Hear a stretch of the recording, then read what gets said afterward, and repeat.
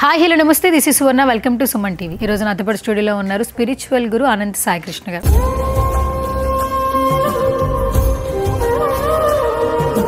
నమస్తే సాయి గారు. నమస్తే అండి. సో ప్రతి వీడియోలో చాలా ఇన్ఫర్మేషన్ వీడియోస్ టాపిక్స్ మాట్లాడుతూ ఉంటారు. బట్ ఈ రోజు ఏంటంటే కొంచెం యూటర్న్ తీసుకుందాం. అనంత విశ్వంలో చాలా జరుగుతూ ఉంటాయి. ఇప్పుడు నవడేస్ తల్లిదండ్రులు కావచ్చు, పిల్లలకి కావచ్చు, స్టడీ అనేది కీ రోల్ ప్లే చేస్తుంది. చిన్నప్పటి నుంచి పెద్ద అయ్యేవారు పిల్లలు స్కూల్ విషయంలో కావచ్చు, కాలేజీల విషయంలో కావచ్చు, అసలు వాళ్ళ స్టడీకి సంబంధించి ఎలాంటి అవగాహన జరుగుతోంది, ఏ విధంగా ఉంటే యువత మారుతుంది, పిల్లలకు కావచ్చు పెద్దవాళ్ళకి కావచ్చు, భవిష్యత్తు బాగుండాలంటే మీరు ఇచ్చే సలహాలు సూచనలు ఏంటి? ప్రజెంట్ జనరేషన్ లో ఫ్యూచర్ బాగుండాలంటే ఎడ్యుకేషన్ అనేది ఇంపార్టెంట్. కానీ ఇప్పుడు స్కూల్స్ కాలేజెస్ అన్ని ఎలాగున్నాయంటే వీళ్ళ స్కూల్స్ కు కాలేజెస్ కి ఏదైతే అవసరం ఉందో ఆ సబ్జెక్ట్ ఇస్తున్నారు కానీ పిల్లలకు ఎడ్యుకేషన్ అయిపోయిన తర్వాత బయటకు వచ్చిన తర్వాత ఏముంటుందంటే ఇక్కడ స్కూలు కాలేజ్ తర్వాత ఇక్కడ చదివినంటే ఎడ్యుకేషన్ అక్కడ ఉపయోగపడట్లేదు. జనరేషన్ చూస్తున్నాం, చాలా మంది మా దగ్గర కూడా వస్తుంటారు, జాబ్స్ కోసం వస్తుంటారు. అసలు కొంతమంది వాళ్ళకున్న ప్రాబ్లం నుండి బయటపడడానికి వస్తుంటారు. వాళ్ళు చదివిన చదువులకు వాళ్ళు చేసే జాబులకు సంబంధం ఉండట్లేదు. ఎందుకంటే ఎంతసేపు ఉన్నా నా స్కూల్కి ర్యాంక్ రావాలి, నా కాలేజ్కి ర్యాంక్ రావాలి, నా యూనివర్సిటీకి ర్యాంక్ రావాలని ఎంతసేపు ఉన్న ఈ ర్యాంక్ గురించి పిల్లలపైన రుద్దుతున్నారు. కానీ బయట సొసైటీ ఎలాగుంది, జీవన విధానం ఎలాగుంది, భవిష్యత్తులో వీళ్ళకి మనం ఇవ్వాల్సిన జ్ఞానం ఏంటి, అసలైన చదువు ఏంటనేది ఏ స్కూలు, ఏ కాలేజీ, ఏ యూనివర్సిటీలో ఇవ్వట్లేదండి. స్కూళ్ళు కాలేజీలో చదివే సంబంధాలకు, చదివే చదువులకు, బయట చేసే వ్యవహారాలకు సంబంధం లేకుండానండి ప్రజెంట్ జనరేషన్లో. కాబట్టి పిల్లలు ఎలాగ ఉండాలంటే ఫస్ట్ కాన్ఫిడెన్స్ లెవెల్స్ పెంచుకోవాలి. స్కూల్ లెవెల్స్ కావచ్చు, కాలేజీ లెవెల్ కావచ్చు, యూనివర్సిటీలో. బయట ఇప్పుడు మనం చదువుతున్న చదువులకు బయట సంబంధం ఉందా లేదా అనేది ఫస్ట్ స్టూడెంట్స్ గెస్ చేయాలండి. ఎలాగుందంటే ఇప్పుడు ప్రతి ఒక్కరు చదువు అయిపోయిన తర్వాత యూనివర్సిటీ నుండి బయటకు వచ్చిన తర్వాత పిల్లలకి ఏంది అర్థం అవ్వట్లేదు. అసలు అక్కడ చదివిన చదువులు ఎంతసేపు ఎలాగుంటుందంటే థియరీగా ఉపయోగపడుతుంది కానీ ప్రాక్టికల్గా అనేది ఉపయోగపడట్లేదు. దానికే కాలేజ్ లెవెల్ అనే వీళ్ళకి సెల్ఫ్ కాన్ఫిడెన్స్ ఒకటి, బయట ఎలాంటి పరిస్థితులు ఎదురవుతున్నాయి అనేది, ఎలా జీవించాలనేది వీళ్ళు తెలుసుకోవాలి. ప్రజెంట్ అనేది ఈ విధమైనటువంటి ఎడ్యుకేషన్ నడుస్తుంది బయట. అండ్ నవడేస్ చూస్తే ఎడ్యుకేషన్ అంతా కమర్షియల్గా నడుస్తుంది. అంటే చిన్న పిల్లోడిని స్కూల్లో జాయిన్ చేయాలన్నా కూడా లక్షల్లో పే చేయాల్సిన సిచ్యువేషన్స్ చూస్తున్నాం.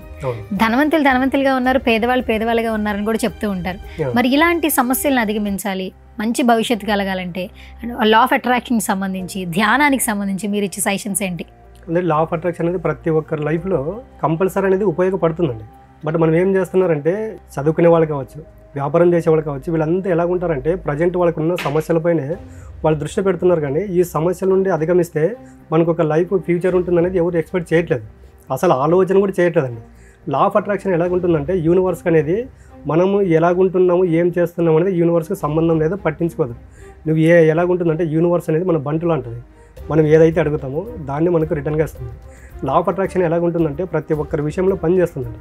చాలామంది మా క్లాసులకు వచ్చేవాళ్ళు కూడా అడుగుతూ ఉంటారు, మీరు లా ఆఫ్ అట్రాక్షన్ అని క్లాసులో చెప్తున్నారు సార్, క్లాస్కి వెళ్ళి బయటికి వెళ్ళిన తర్వాత మా లైఫ్లో అయితే మార్పు ఉండట్లేదని చాలామంది రిటర్న్ క్వశ్చన్ చేస్తుంటారు. బట్ ఇక్కడ ఏం చేస్తుందంటే మేము ఏదైతే ప్రాక్టికల్గా చెప్పామో వాళ్ళు బయటికి వెళ్ళిన తర్వాత దాన్ని సాధన చేయట్లేదు. ఒక సమస్య ఉన్నప్పుడు సమస్యను పట్టుకుని వెంటాడుతున్నారు కానీ ఆ సమస్య నుండి బయటపడే మార్గాలు ఆలోచన చేయట్లేదు.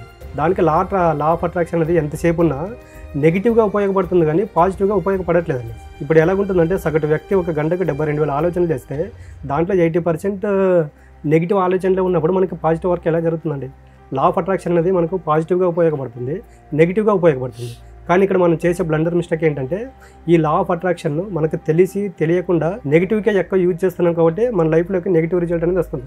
ఇప్పుడు డైలీ మీరు క్లాసెస్ చెప్పడం జరుగుతుంది, ఒక్కొక్కరు ఒక్కొక్క సమస్యతో వస్తారు కదా. ఇప్పుడు ఎవరిని అడిగినా కూడా పిల్లల భవిష్యత్తు ఏమైపోతుందో అర్థం కావట్లేదు. ఎందుకంటే వచ్చే శాలరీ తక్కువ, కుటుంబ పోషణే చాలా కష్టంగా గడుస్తోంది. అలాంటిది చదువు విషయంలో కమర్షియాలిటీ పెరిగింది, పిల్లల్ని చదివించాలంటే భయపడే సిచ్యువేషన్స్ కనిపిస్తున్నాయి నవడేస్. సో అలా సమస్యలతో బాధపడే వాళ్ళు కూడా మీ దగ్గరికి వచ్చి అప్రోచ్ అవుతారా? వాళ్ళకి మీరు ఇచ్చే సలహాలు సూచనలు ఏంటి? ఇప్పుడు చదువు అంతా కమర్షియల్ మారిపోయిందని చెప్తున్నారు కానీ మనము ఒక 20 years 30 years అప్పుడు చూసుకుంటే ఇంత నాలెడ్జ్ లేదు, ఇంత స్కూల్స్ కూడా లేవు. అప్పుడు మామూలు ప్రభుత్వ పాఠశాలలో చదువుకొని ఈరోజు IAS IPS వీళ్ళంతా ఉన్నారు. కానీ ఆ రోజు వాళ్ళు చదివిన చదువులకు ఇప్పుడు చదివిన చదువులకి సంబంధం ఉండదు. పిల్లలకి చదువుతో పాటు ఎథిక్స్ ఇంపార్టెంట్ అండి.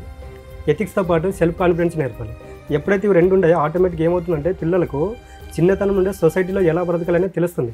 అలాంటప్పుడు ఏమవుతుందంటే ఇప్పుడు చూడండి, మనము పిల్లల భవిష్యత్తు అని పేరెంట్స్ ఆలోచన చేస్తూ వీళ్ళకి తెలియకోకుండానే పిల్లల భవిష్యత్తుని వీళ్ళే నాశనం చేస్తున్నారు.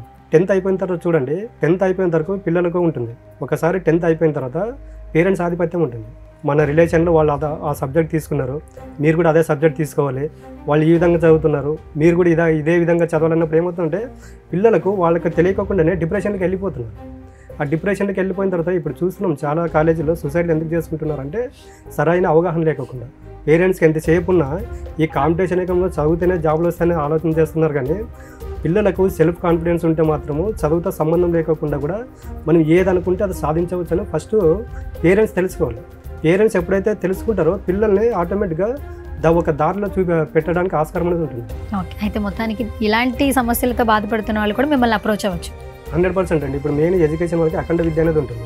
అంటే వాళ్ళ యొక్క మెంటల్ డిస్టర్బెన్స్ని బట్టి వాళ్ళు ఎక్కడ డ్రాప్ అవుతున్నారు, ఎక్కడ ఇంక్రీజ్ అవ్వాలనేది ఓన్లీ స్టూడెంట్స్కి ఒకటే ఉంటుందండి క్లాస్ అనేది. ఓకే, సో ఎడ్యుకేషన్ వైజ్ చాలా డౌట్స్ ఉంటాయి పేరెంట్స్కి. నవేడేస్ చాలా సమస్యలతో సతమతం అయిపోతూ ఉంటారు, ఒక్కొక్కరు ఒక్కో ఇష్యూతో బాధపడుతూ ఉంటారు. సో ఏ ఇష్యూతో బాధపడినా కూడా సో అనంత సాయి కృష్ణ గారితో మాట్లాడొచ్చు. స్క్రీన్ మీద కనిపిస్తున్న నెంబర్స్కి కాల్ చేయొచ్చు.